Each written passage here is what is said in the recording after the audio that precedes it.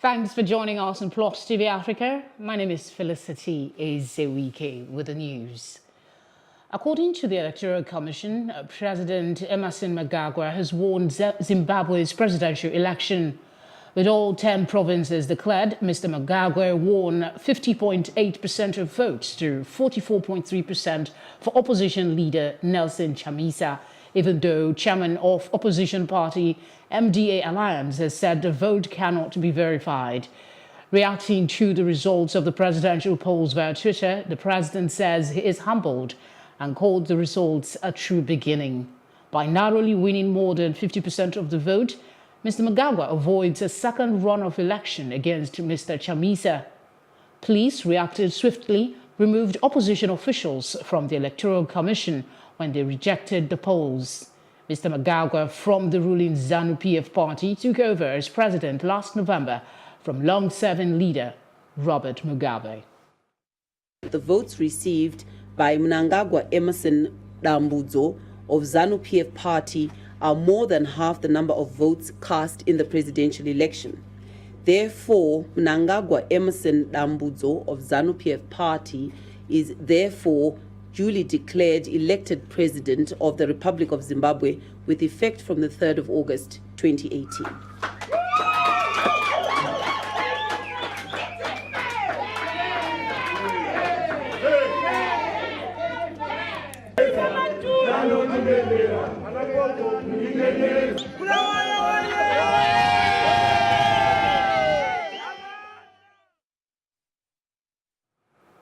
The opposition has rejected President Emerson Mnangagwa's historic presidential election win after a poll marred by deadly violence and allegations of vote rigging.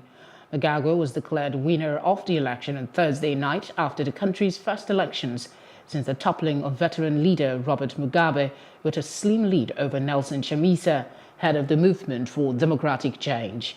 Mnangagwa, who took over the ruling ZANU-PF party from Mugabe last year and was appointed president, won 50.8% of the vote, and Chamisa got 44%. This is according to the Election Commission. Mali's presidential election will go to a runoff poll after President Ibrahim Keita failed to get enough votes to win a second term in office outright. According to preliminary figures provided by the government, Keita won 41.4% of the vote in the mostly desert West African country, while rival Samaila Cesar won 17.8%. The Ministry of Territorial Administration said on Thursday, 4 days after an election marred by accusations of fraud and attacks by suspected militants that prevented thousands from voting. With neither candidate obtaining the 50% required to win outright, the two will meet in a runoff vote later this month. Turnout was just over 43%, in line with a historical average that is the lowest in West Africa. Keita's camp had been confident of winning the most votes in the lead-up to the count, but had not ruled out the possibility of a second round. They put a positive spin on the poll after the results were announced. The World Health Organization, WHO, has warned that an Ebola outbreak in the Eastern Democratic Republic of Congo is likely to spread over tens of kilometers and poses a high regional risk given its proximity to the border. 4 people have tested positive for Ebola in and around Magina, a town of about 60,000 people in North Kivu province, 100 kilometers from the Ugandan border, and another 20 people died from unidentified hemorrhagic fevers in the area, mostly in the second half of July. On July 29, a previous outbreak on the other side of the Central African country was declared over after killing 33 people. Officials in Mangina rushed on Thursday to educate people about the risk of spreading the virus in a town that only one local nurse told Reuters had no ambulance service. Congo's health ministry says the kind of Ebola in the latest outbreak has been confirmed as the Zari strain that the Merrick vaccine protects against. The Italian authorities have detained Mohamed Massoub, an Egyptian former minister who served under the deposed democratically elected president Mohamed Morsi and a figure in the Egyptian opposition against the regime of Abdel Fattah al-Sisi. Morsi, who was the former Minister of Legal and Parliamentary Affairs, was reportedly detained in the city of Catania on the east coast of the island of Sicily. A source said in a post on his Twitter account that the Italian police refused to disclose the charges against him, pointing out that the arrest was made at the request of the Egyptian authorities. The 22 Brigade of the Nigerian Army deployed for operations in Lafia Dole have reunited children adopted 2 years ago by Boko Haram terrorists with their parents at Ngafure village in Dikwa local government area of Borno State. The Army spokesman, Brigadier General Texas Chukwu, said that 2 boys and 2 girls were rescued during the clearance operation at Maima village in Ngala local government area of the state and are currently receiving treatment at the military health facilities. Also recovered during the operation were 36 hand grenades. Nigeria's President Muhammadu Buhari will address the 73rd session of the high-level general debate of the UN General Assembly at the UN headquarters in New York on Tuesday, September 25. Buhari will deliver Nigeria's national statement on the first day of the general debate of the General Assembly high-level events. The news agency of Nigeria reports that President Muhammadu Buhari has been placed as the number 20 on the list of the speakers out of the 193 world leaders that would address the Assembly and would deliver his address between 1 a.m. and 2 a.m. Nigerian time. Recall that during the 2017 session of the general debate of the Assembly, Buhari was the 8th speaker out of the 193 world leaders who addressed the Assembly. The 2018 General Assembly would be Buhari's 4th outing at the annual general debate of the Assembly since becoming president in 2015.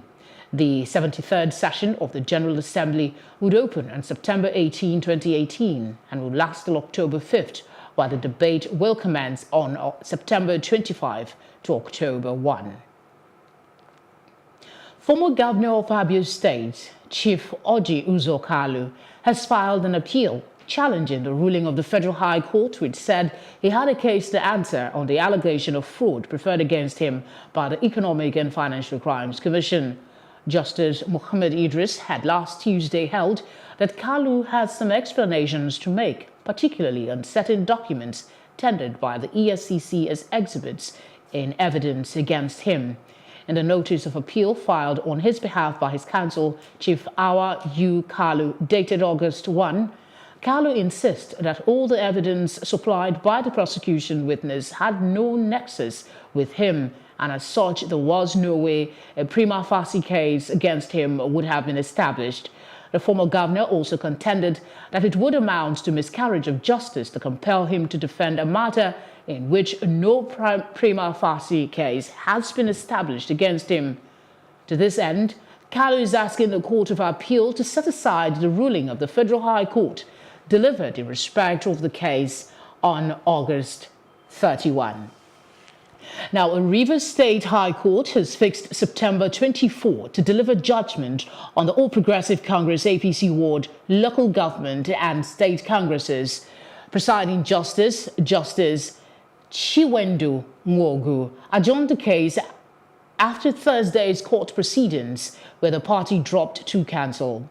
3 different lawyers, Felix Nwafo, Tuduru Ede, and Lateef Fagbemi, appearing separately, have represented the APC since the case was instituted, and this has caused some confusion. However, at the resumed sitting on Thursday, the national leadership of the APC officially wrote to the court, dismissing 2 of the lawyers, Ede and Fagbemi, and leaving Nwafo to represent them in the matter. 23 aggrieved members of the party, led by Ibrahim Umar, had approached the court with an interlocutory injunction against the purported congresses, alleging wrongful denial of access to the election forms after paying to contest in the various executive positions in the election. And joining the wave of party defections in Nigeria is the immediate past Deputy National Publicity Secretary of the All Progressive Congress, Timi Frank. The former APC member says he will continue to speak against the injustice, intimidation, political persecution, and criminalization of all opponents of the ruling party. He, however, did not disclose if he will be joining a new party or not, but said he is ready to again contribute his quota to the progress and development of Nigeria by joining hands with progressive forces to rescue the nation. Newly defected President of the Senate, Dr. Bukola Saraki, Governor of Sokoto State, Aminu Chambawal, and Governor of Benue State, Samuel Ortom, made their appearance at the 81st National Executive Council meeting of the People's Democratic Party in Abuja. The chairman of the party, Prince Uche Secondus, promised the newly defected governors that they will be accorded every privilege given to old members of the party. When we return, we will bring you the latest update on the ongoing Brexit talks and much more. Stay with us.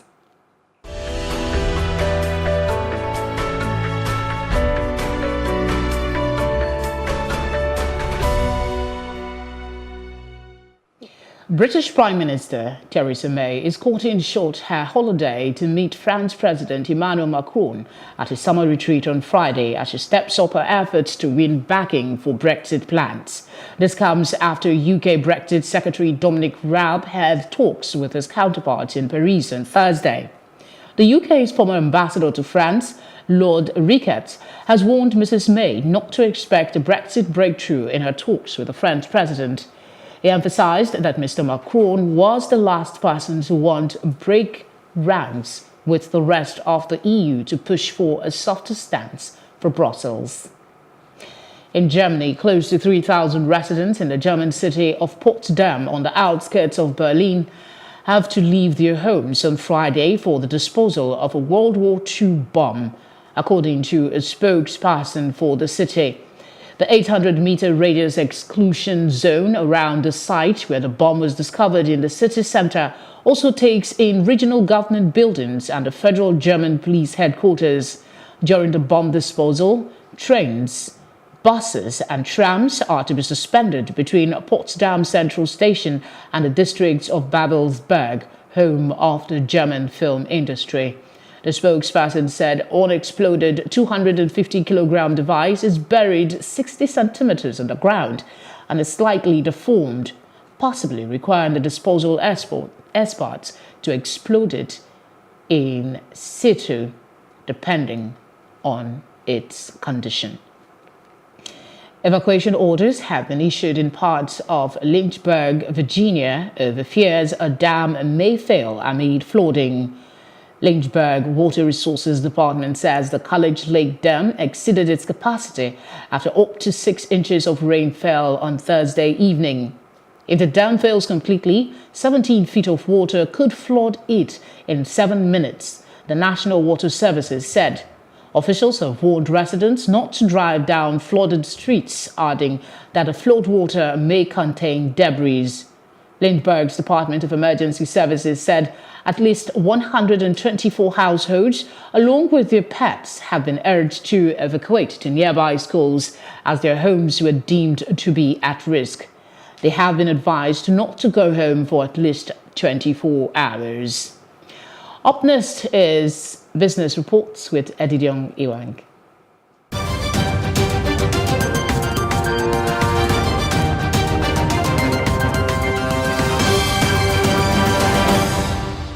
This is Business News and I'm Edidiong Iwang. Well, Apple has just become the first American public listed company to hit the $1 trillion value.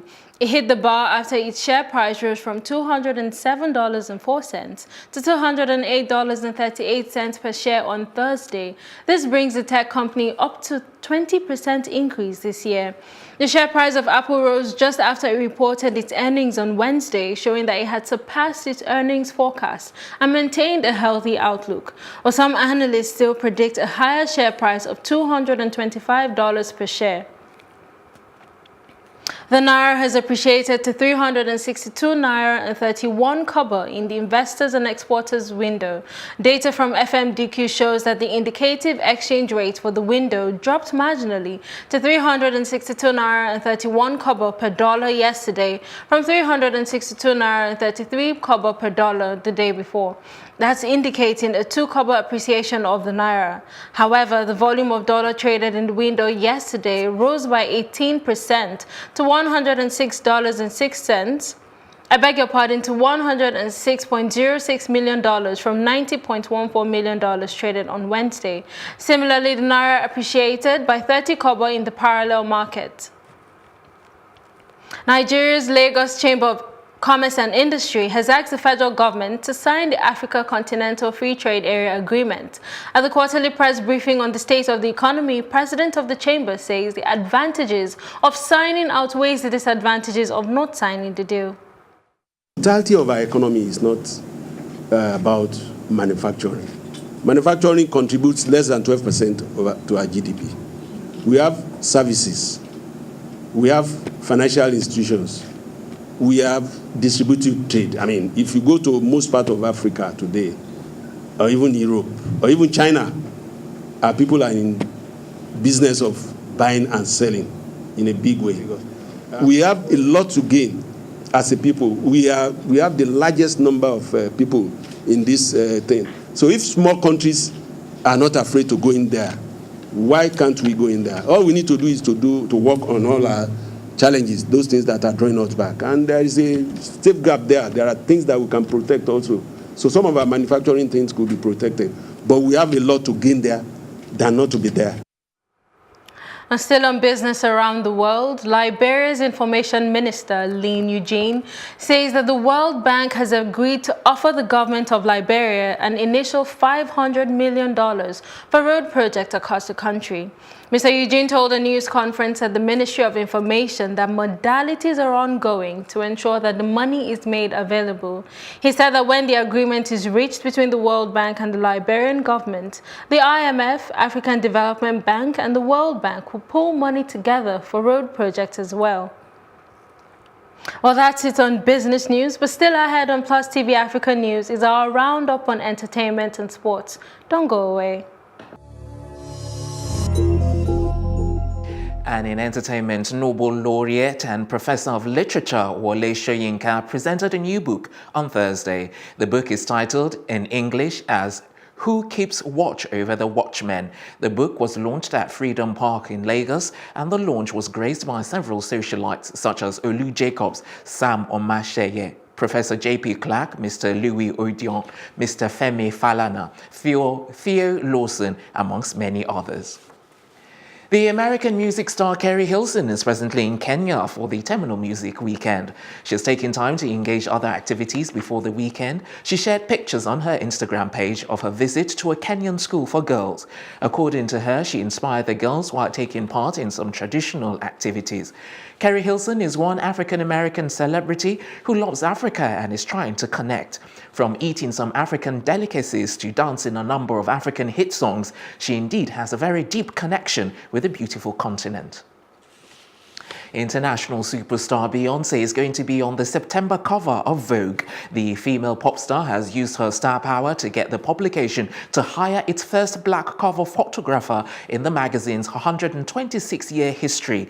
According to Huffington Post, Vogue editor-in-chief Anna Wintour has given Beyoncé unprecedented control over her photographs and the captions, all of which the singer will write. It's not the first time this star has used her influence to foster conversation about race and culture. In 2016, her 56-minute-long Lemonade visual album had listeners and Billboard hailing it as a revolutionary work of black feminism.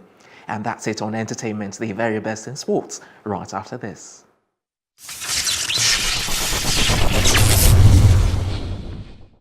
Hello and welcome to Sports Update on Plus TV Africa. I am Udoka Njoko. Starting off with basketball, in a letter signed by the Nigeria Basketball Federation President, Engineer Musa Kida, he said the NBBF has decided to end its relationship with the head coach of the senior women's basketball team, Sam Vincent.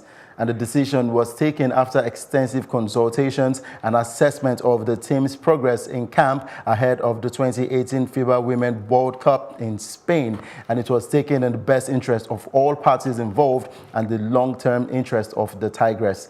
And NBBF stated that considering the numerous conflicting commitments of the 55-year-old coach, which has continued to affect his duties as the coach of the team, the latest decision became pertinent. And NBBF, however, thanked Sam Vincent for qualifying the team for the World Cup by winning the 2017 AfroBasket Championship in Atlanta and promised to compensate him for the services rendered while with the team.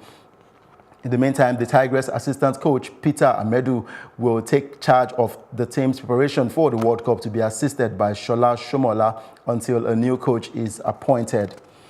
And in tennis, British number 3, Heather Watson, lost to 7-time Grand Slam champion Venus Williams in the last 16 of the Silicon Valley Classic in California. And third seed Venus Williams' 6-4, 4-6, 6-love victory helped her reach the quarterfinals as the highest remaining seed. And defending champion Madison Keys withdrew on Thursday with a wrist injury, while top seed Gabin Muguruza pulled out earlier in the week. And for Venus Williams, she takes on Maria Sakkari in the next round of the tournament. And of course, still on tennis, Britain's former world number 1, Andy Murray, says he may not play his Washington Open quarterfinal after sealing his third-round victory at about 3:02 a.m. And Murray broke down in tears after beating Romanian Marius Copil 6-7, 6-3, 7-6, 7-4. And the Scot is due to play Alex de Minaur of Australia in the quarterfinals later on today. And this happens to be Andy Murray's third tournament since hip surgery in January and his last 8 tie with de Minaur, which would mark his first quarterfinal since Wimbledon in 2017. And for Andy Murray, now ranked 832 in the world, he lost the first set against Copil in 1 hour and 6 minutes, having taken a 5-love lead in the tie break before losing 7 points in a row. An emotional Murray then sat courtside and sobbed into his towel. Well, an update on international interclub friendly matches in Nigeria. Rivers United will be taking on FC Ifeanyi at the Yakubu Gowon Stadium in Port Harcourt by 3 p.m. This was confirmed by Ike Nwokedi, the media officer for FC Ifeanyi. Well, that's all for Sport Update on Plus TV Africa. I am Udoka Njoko. Thanks, Udoka. And that's our roundup of events at this hour. For more news updates, please follow us at Plus TV Africa on Facebook, Twitter and Instagram, and do subscribe to our YouTube page at Plus TV Africa. We'll be back later with more stories making the headlines. Do join us again. My name is Felicity Ezewike. Have a great day.